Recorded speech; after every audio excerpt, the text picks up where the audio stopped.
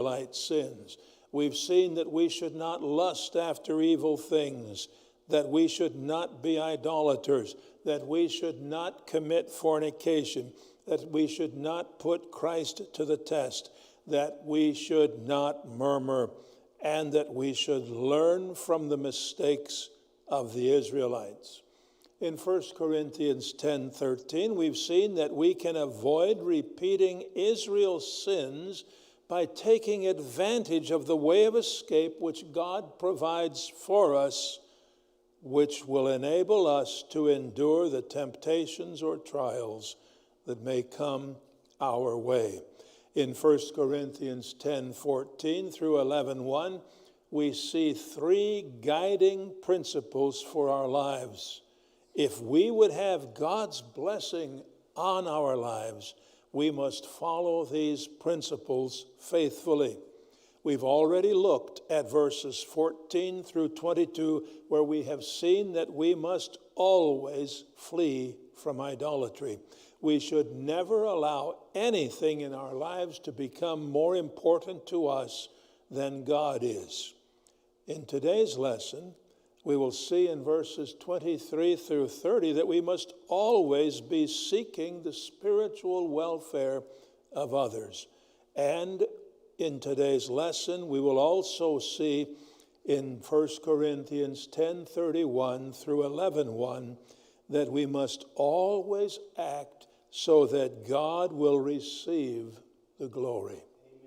In verses 14 through 22, just to review what we looked at the end of last week, we've seen that believers who go to an idol's temple and eat meat which has been offered in sacrifice to an idol are guilty of idolatry. Just as partaking of the Lord's Supper speaks of fellowship with the Lord and identification with the Lord, and just as the Israelites, by eating of the sacrifice, identify themselves with the altar of the Lord, so eating at an idol's feast in an idol's temple speaks of fellowship with the idol. So should the Corinthian believers go into the idol's temple to eat meat which has been sacrificed to idols? Absolutely not. Because eating meat in the idol's temple would involve them in worshiping the idol. We've read in 1 Corinthians 10:19 through 21, what say I then? That the idol is anything, or that which is offered in sacrifice to idols is anything? But I say that the things which the Gentiles sacrifice, they sacrifice to devils and not to God. And I would not that ye should have fellowship with devils. In other words, these idols represent demons. And don't ever get involved with demons. Ye cannot drink the cup of the Lord and the cup of devils. Ye cannot be partakers of the Lord's table and of the table of devils. You can't go over to the idol's temple and eat a meal in there without worshiping that idol and then come over to the local church and take the Lord's Supper. It is wrong. Be godly, observe the Lord's Supper, but stay out of the idol's temples. We should never get involved in idolatry of any kind. The Corinthian believers should never eat meat in the idol's temple because it involves them in participating in a sacrifice to the idol, and it involves the believer in worshiping this idol. Thus, it's forbidden. As we move on, we see in verses 23 through 30 that we must always seek the spiritual welfare of others. Amen. That's true whether it's a husband to his wife, a wife to her husband, the parents, believers who are parents to their children, believers to other believers, and believers to unbelievers. In verses 23 through 30, we change the subject from the subject of going into an idol's temple and in that temple eating meat which is being offered in sacrifice to the idol which that particular temple represents. We change, starting in verse 23, to the subject of eating meat somewhere else. Meat which may actually have been offered in sacrifice to an idol, but you don't know that. But not eating it in the idol's temple where you know it has been or is being offered in sacrifice to an idol. Now let's just be honest. Go to the store. You do it every week, every other week, maybe 2 or 3 times a week. It depends on your habit. There's lots of meat there. What's the history of that meat? And basically you have no idea, okay? You trust the company you're buying it from. You trust that the store is selling something that is good. Might you be mistaken? Well, you just don't know. You buy it. You buy it in faith that it is what it's supposed to be. When you went to a meat market back in this time and there was meat for sale, had it been offered in sacrifice to an idol, there would not have been a sign that said that. It's all right to buy it. Just don't ask any questions. He that is ignorant is blessed sometimes, okay? If you learn that it's been offered in sacrifice to an idol, don't buy it. But if you don't know that, it's okay. We read in verses 23 through 30, all things are lawful for me, but all things are not expedient. All things are lawful for me, but all things edify not. Let no man seek his own, but every man another's wealth. Whatsoever is sold in the shambles, that eat, asking no question for conscience sake, for the earth is the Lord and the fullness thereof. If any of them that believe not bid you to a feast, and ye be disposed to go, whatsoever is set before you, eat, asking no question for conscience sake. But if any man say unto you, this is offered in sacrifice unto idols, eat not for his sake that showed it, and for conscience sake. For the earth is the Lord's, and the fullness thereof. Conscience, I say, not thine own, but of the other. For why is my liberty judged of another man's conscience?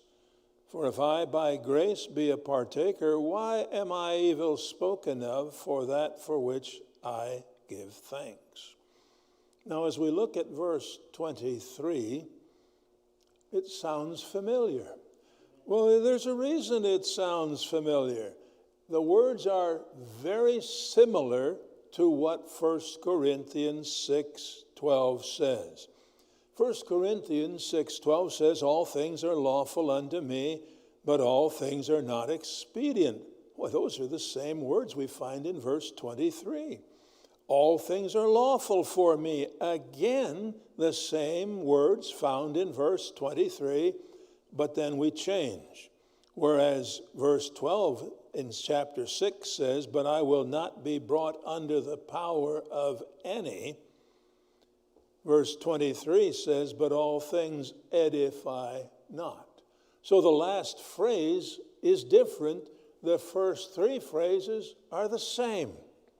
Beginning in verse 23, Paul introduces principles by which believers should live their lives in a pagan society. By the way, are we not living today in a pagan society?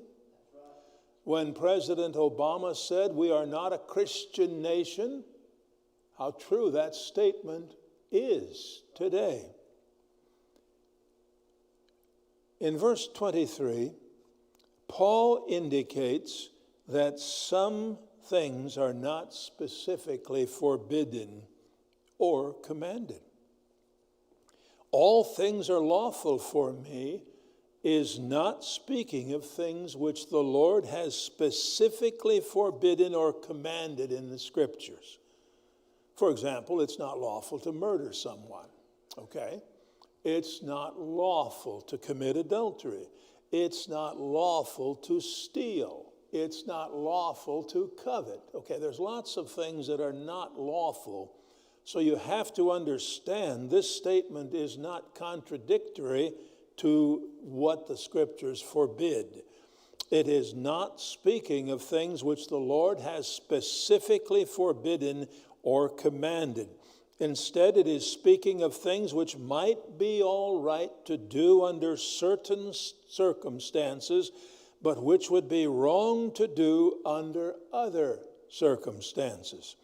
Something might be permitted, but might not be a good course of action for an individual believer to follow. Now, what might be good for some of you, even as individual believers, might not be good for me to follow, because God has a specific will for each of us. Furthermore, although something might be permissible to do, it might not be wise. Okay? Can you jump off of a platform? Well, one this high, you might be able to. Although the more mature we become, the more likely it won't turn out as well as it once would. You know, when I was 10 or 12 years of age, I didn't think of anything of jumping off of something 15 or 18 feet high. Big deal. Would I do it today? Oh, no. No, I think that I would choose not to even be up there and try to jump. But it was nothing special back then. I chased a squirrel off my deck who was trying to consume our bird seed yesterday, and he jumped all the way from the top of the deck, which is up about 15 feet, down onto the grass and just kept running. Well, didn't bother him in the least. I bothered him. I'd like to bother him enough he doesn't come back, but that's the way it is. My wife thinks it's wonderful to be able to feed the squirrels. I told her I'm not buying bird seed to feed the squirrels, so I chased them away. Well, if a squirrel is wise, he will not come to my home. If a bug is wise, he will not come into my house, or he will end up dead if I catch him, all right? But introduces a statement in strong contrast to all things are lawful for me, but all things are not expedient. It means that some things might be all right in and of themselves, but they would not build up other believers spiritually. In fact, they may actually be a spiritual hindrance to other believers. The believer must seek to build up the spiritual lives of others rather than to insist on his own way. All things are not expedient suggests not all things are a help. Not all things confer a benefit. Not all things are advantageous. Not all things are useful, or not all things are beneficial. Not all things are expedient. Some things are not a help. Some things do not confer a benefit, are not advantageous, are not useful, or are not beneficial. Some things are a waste of time and energy. These things will not matter 5 seconds after a person dies. You know, when I was considerably younger, I didn't give a thought at all to the idea that I could be running out of time in my life. Okay? Somewhere along the line, it has occurred to me that if I want to get something done in my lifetime, I maybe better get at it, or I'll never make it. I was told by one of my professors as a minister in the gospel, if you're going to do any writing, don't do it while you're too young because you're too inexperienced and you'll have to correct too many things. But don't wait too late in life because you won't have the energy level to do it. You know, I don't know about some of you, but in my more mature years, I don't have quite the same energy level to do certain things I once did. I still have plenty of energy to sit in my recliner and hold it down so that it doesn't float away, all right? I have plenty of energy to study. But to go out and work physically all day long, my energy level has got up and gone. You know how that is, some of you, because you are mature, like I am. All things are not expedient. Some things won't make the difference of a hill of beans if you die and 5 seconds later you wonder about what you did. What difference did it make? Whether I mowed the lawn every week faithfully or whether I skipped a day now and then. It won't make any difference. Paul repeats, all things are lawful for me for emphasis.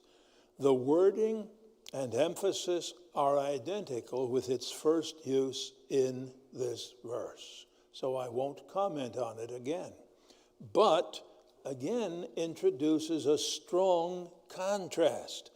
But all things edify not. Edify is understood in the sense of benefit, strengthen, or establish. Not all things edify.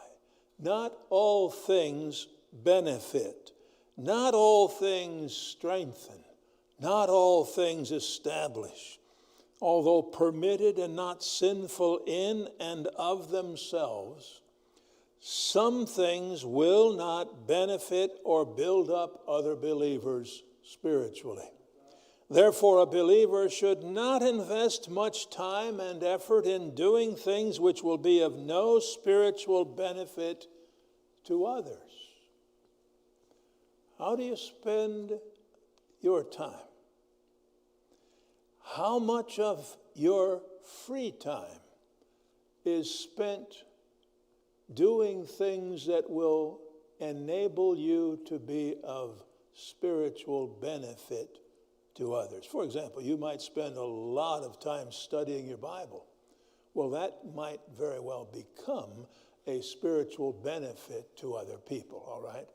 But a lot of things, I mean, if you watch the news every night, now I personally liked some things in a different time zone than in the Eastern time zone.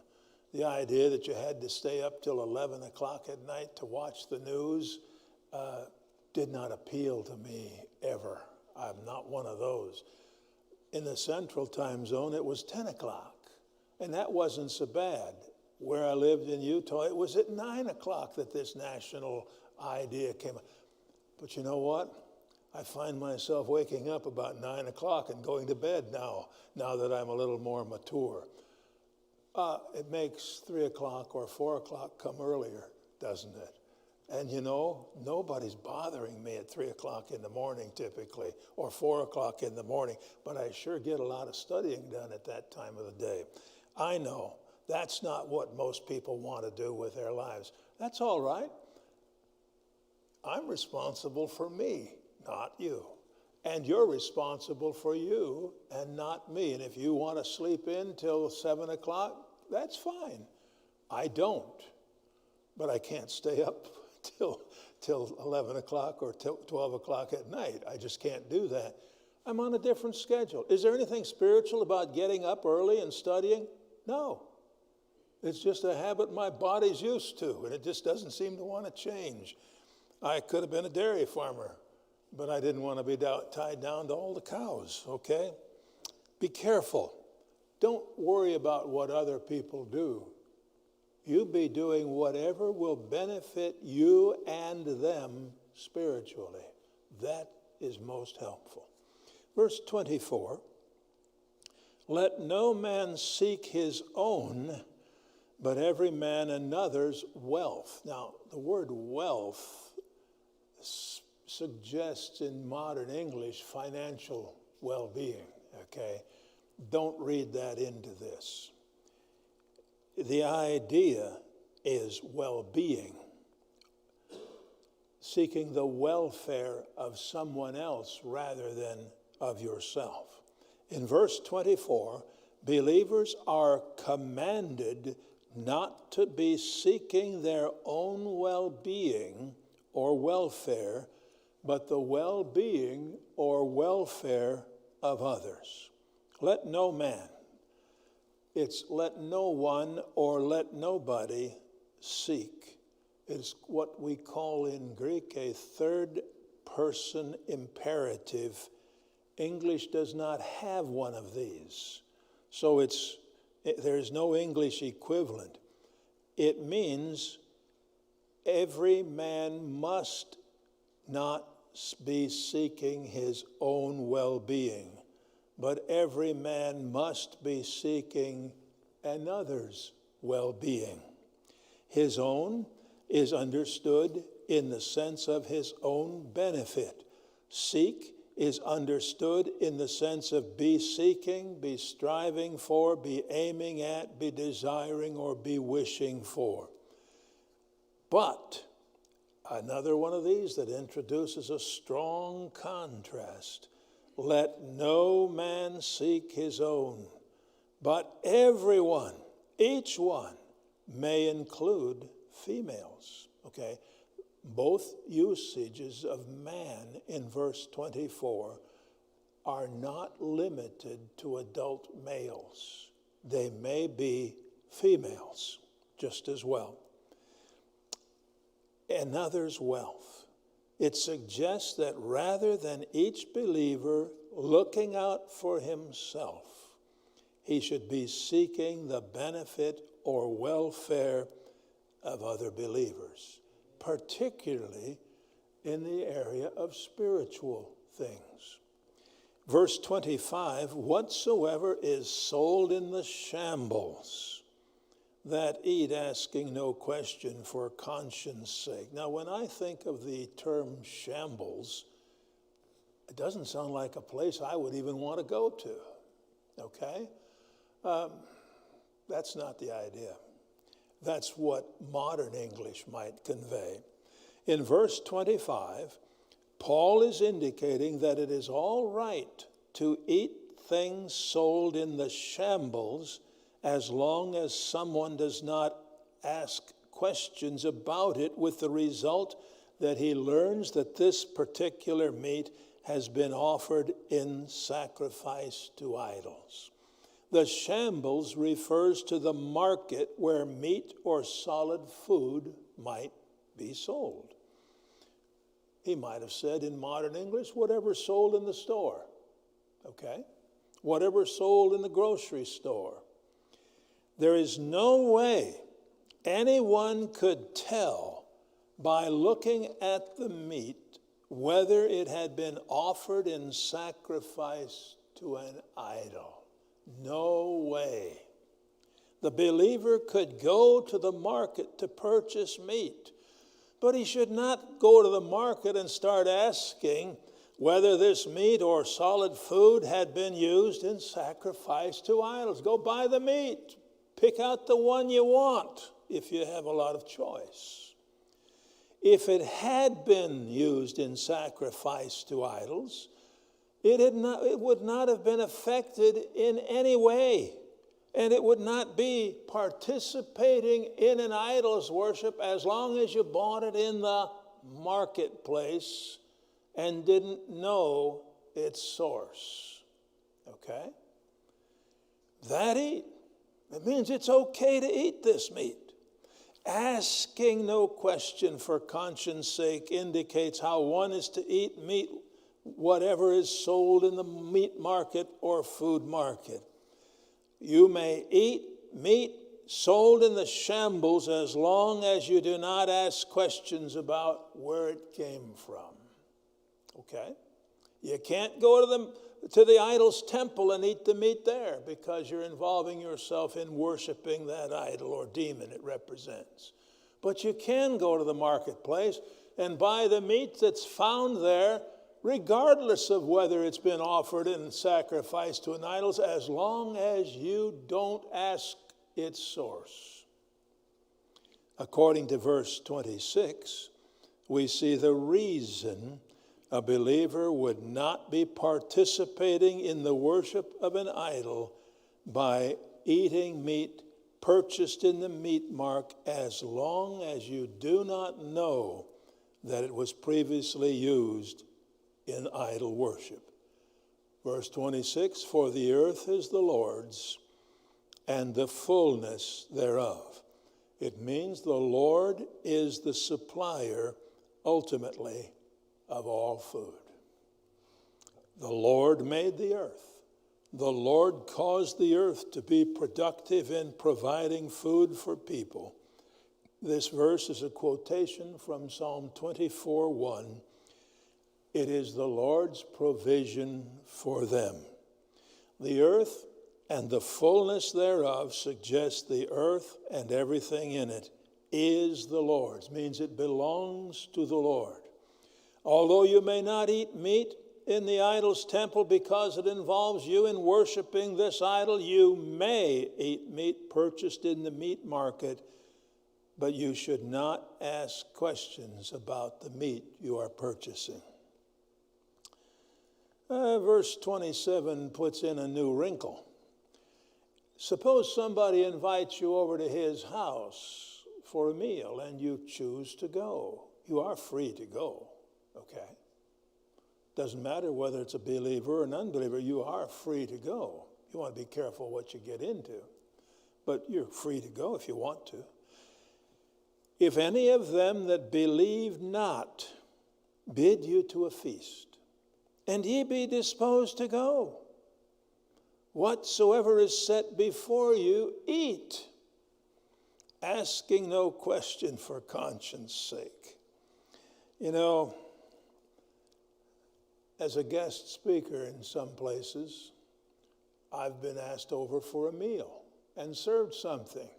You learn quickly, you don't ask any questions. You eat what is there for you to eat, and you say thank you. Okay? Otherwise, your choice might be to go hungry, and you don't wish to insult somebody either. Well, what if they put something on it that you don't care for? Shut up and eat it. That's all. Just eat it. Don't be critical. Thank you.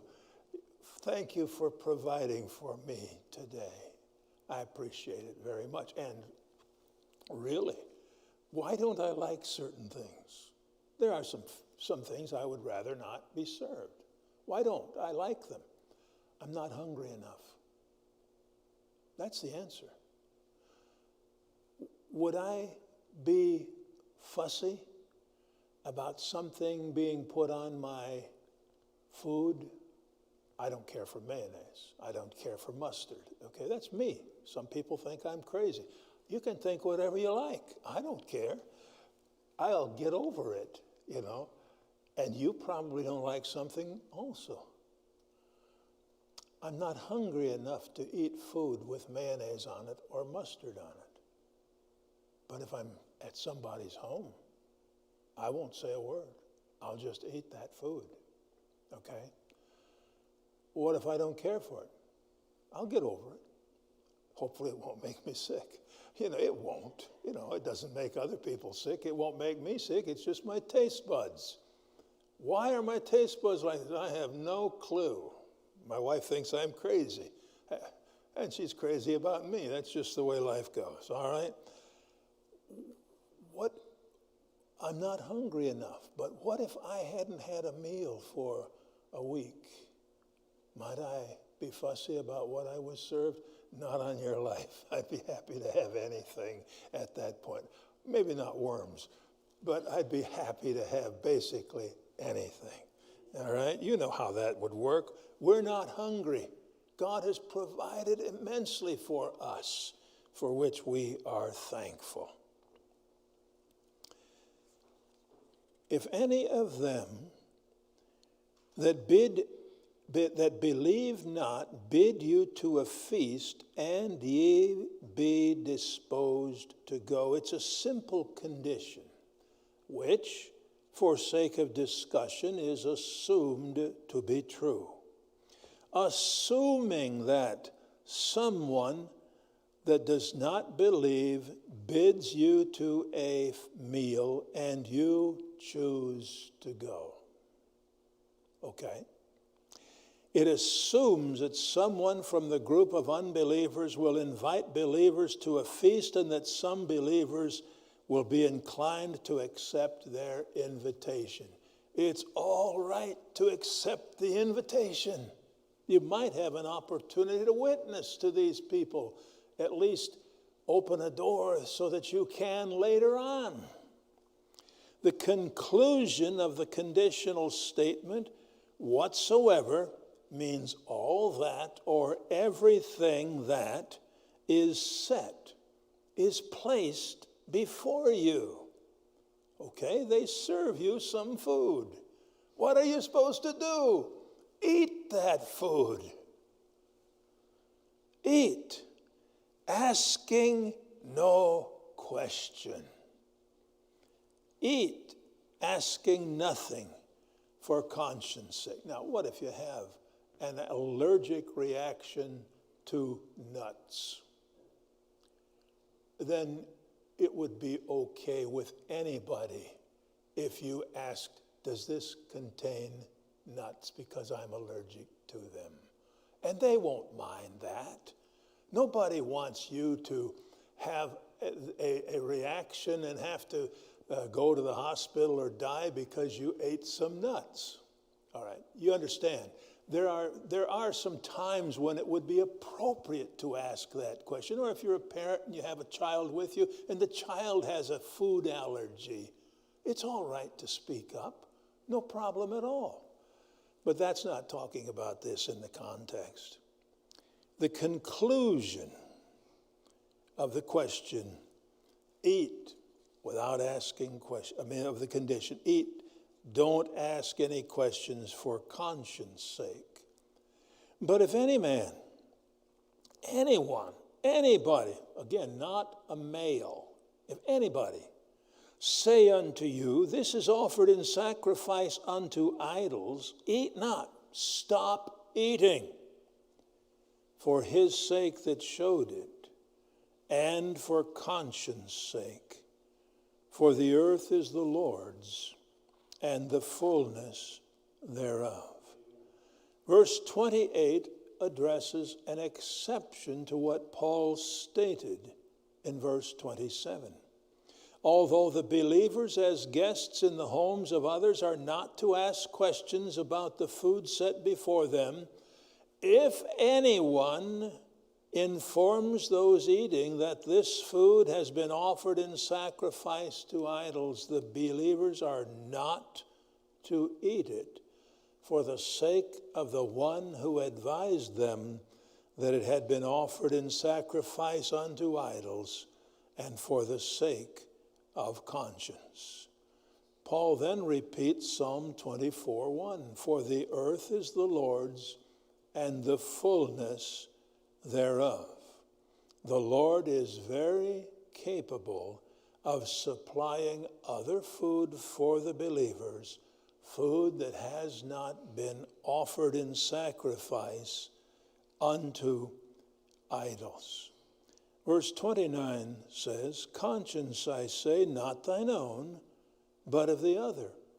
For why is my liberty judged of another man's conscience? We don't have time to go any farther, so your assignment is, what does that mean? Study it out. It's time to close our Sunday school hour with prayer.